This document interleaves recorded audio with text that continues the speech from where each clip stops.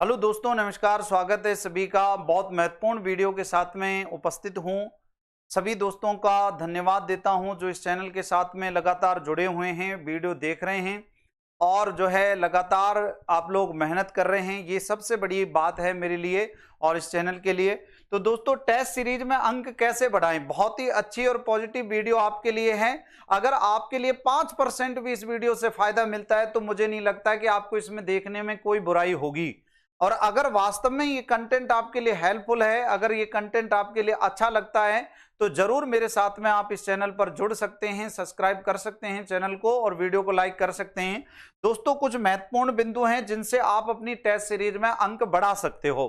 Sir, कौन कौन से बिंदु हैं? सर, पहला, अधिक से अधिक टेस्ट दें आप। देखो, जितना अधिक टेस्ट देंगे, कुछ विद्यार्थी ऐसे 10 टेस्ट देंगे, कुछ 20 देंगे, कुछ 30 देंगे, कुछ 40 देंगे, कुछ 100 टेस्ट भी दे देंगे। भाई, 100 टेस्ट भी दे देंगे। ऐसे विद्यार्थी भी जो 100 टेस्ट भी दे देंगे।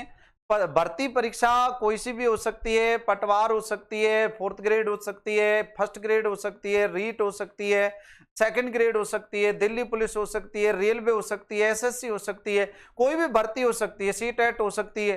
ठीक है ना? तो बहुत सारे विद्यार्थी तो 100 टेस्ट दे देते हैं, बहुत सारे विद्यार्थी 10 ही टेस्ट दे पाते हैं।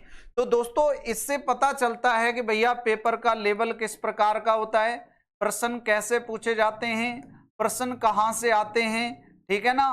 प्रश्न कैसे, लेवल कैसा, कहां से प्रश्न आते हैं। ठीक है ना? इन सब के बारे में पता तब लगता है जब हम ज्यादा से ज्यादा टेस्ट सीरीज देते हैं। और एक ये भी पता चलता है कि हमने टेस्ट सीरीज में गलती क्या की थी, किन प्रश्नों को हमने गलत किया था। तो दोस्तों, पहला तो टेस्ट सीरीज में अगर आपको अपने अंक बढ़ाने 60 से 70 पे पहुंचना है, 70 से 80 पे पहुंचना है, 80 से 90 पर पहुंचना है। हालांकि 100 से 200 पे तो आप नहीं पहुंच सकते कि 100% तो हाईएस्ट आंकड़ा है। ठीक है ना?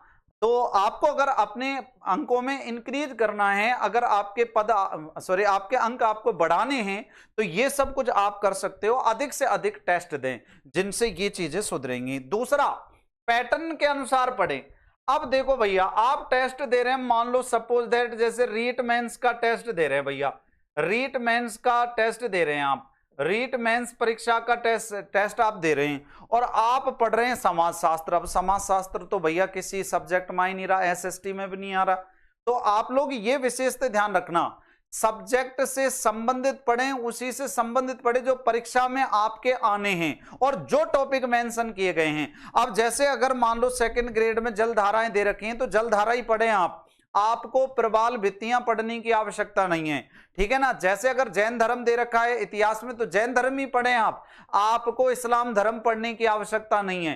तो एक तो सिलेबस के अनुसार पढ़ें, पहला तो पैटर्न के अनुसार पढ़ें। दूसरा, लेवल क्या है मेंटेन किया गया है, उस लेवल के अनुसार आप लोगों को पढ़ना है। तो पहली चीज हो गई सिलेबस और दूसरी चीज हो गई ध्यान रखना सिलेबस के अनुसार और दूसरा लेवल के अनुसार पढ़ें। सर, जैसे कि हम लोगों से आरपीएससी 1st ग्रेड प्रश्न पूछता है या यूपीएससी में प्रश्न पूछा जाता है, ठीक है ना, उनका लेवल देखे कि लेवल कैसा है। वो सारगर्भित प्रश्न होते हैं, कॉन्सेप्ट पर आधारित, पूर्ण रूपेण कॉन्सेप्ट पर आधारित प्रश्न होते हैं। ये नहीं भाई साहब बिंदु भाई जपन ने रट लिया, फैक्ट के रूप में रट लिया और काम चल गया। ये छोटी भर्तियों में काम चल सकता है। तो आप अपने एग्जाम को देखें, कौन से लेवल का आप एग्जाम दे रहे हैं और किस प्रकार आपको पढ़ने की आवश्यकता है। तो आप कॉन्सेप्ट को अच्छे से पढ़ें, गहराई से पढ़ें और उसके बाद टेस्ट सीरीज हल करें आप। ठीक है ना? इस प्रकार से आप पढ़ते चलें, टेस्ट सीरीज हल करते चले, पढ़ते चले, टेस्ट सीरीज हल करते चलें। एक, गलतियों को न दोहराएं। बहुत सारे विद्यार्थी क्या करते हैं, जैसे मान लो उन्होंने रीट मेंस की टेस्ट सीरीज दी, अब आरटीई 2009 के जो क्वेश्चन हैं उन्होंने धाराओं से संबंधित 2 क्वेश्चन गलत कर दिए।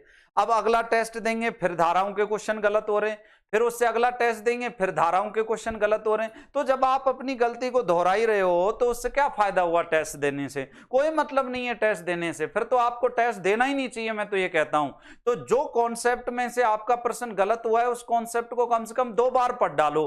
मुझे नहीं लगता कि फिर आपका उस कॉन्सेप्ट से प्रश्न गलत होगा। तो आप लोग गलती को ना दोहराएं, बिल्कुल गलती ना दोहराएं। एक एक पॉइंट को अच्छी तरीके से देख लें कि टेस्ट सीरीज में आप कैसे अंक बढ़ा सकते हो। बहुत ही हेल्पफुल वीडियो आपके लिए रहने वाली है, चाहे आप किसी भी भर्ती परीक्षा की तैयारी कर रहे हैं। अगर आपने टेस्ट सीरीज ज्वाइन किया है, अगर आप टेस्ट सीरीज हल कर रहे हैं, तो वास्तव में ये बिंदु आपके लिए बहुत महत्वपूर्ण और सहायक सिद्ध हो सकते हैं। तो गलतियों का ना दोहराएं, एक एक पॉइंट बहुत खास है। एक शॉर्ट नोट्स बनाओ।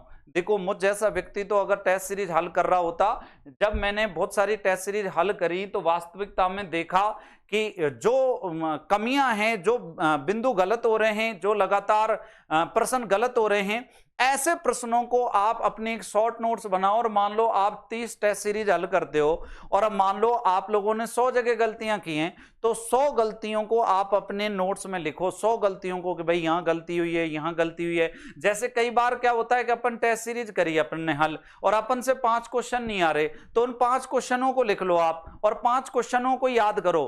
फिर आपने जो टेस्ट सीरीज दी है वो कोई काम की नहीं रही है, आपके लिए केवल वो 5 क्वेश्चन काम के हैं जो आपको नहीं आ रहे हैं, तो उनको आप अपने नोट्स में शामिल करो और ऐसे शॉर्ट नोट्स बना लो। इससे फायदा क्या होगा कि जब आपका एग्जाम आएगा तो एग्जाम के पास में आप इस प्रकार की टेस्ट सीरीज को देंगे, तो आप इस प्रकार के नोट्सों को पढ़ेंगे तो निश्चित तौर पर इससे आपको फायदा मिलेगा।